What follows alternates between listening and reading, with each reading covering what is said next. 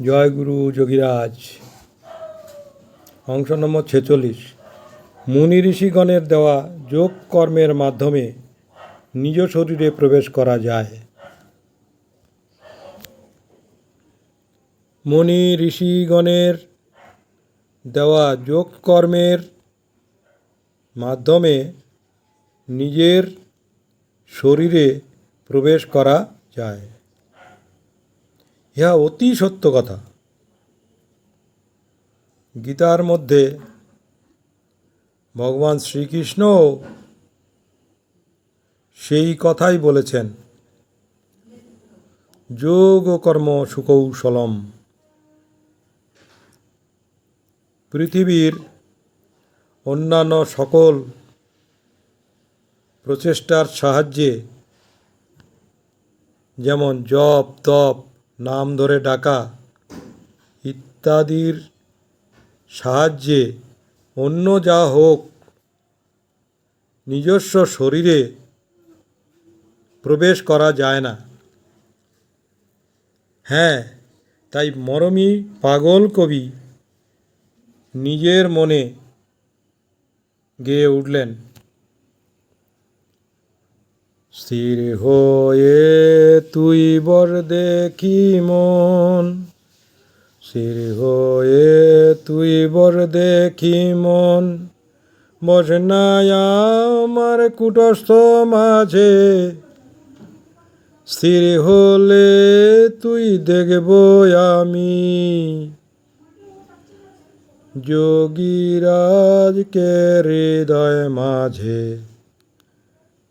স্থির হয়ে তুই বর দেখি মন, স্থির হয়ে তুই বর দেখি মন, রুদ্ধ হলে শ্বাসের গতি, তবে তুই মন স্থির হবি, রুদ্ধ হলে শ্বাসের গতি, তবে তুই মন স্থির হবি, স্থির হলে তুই দেখব আমি গুরুদেবকে হৃদয় মাঝে,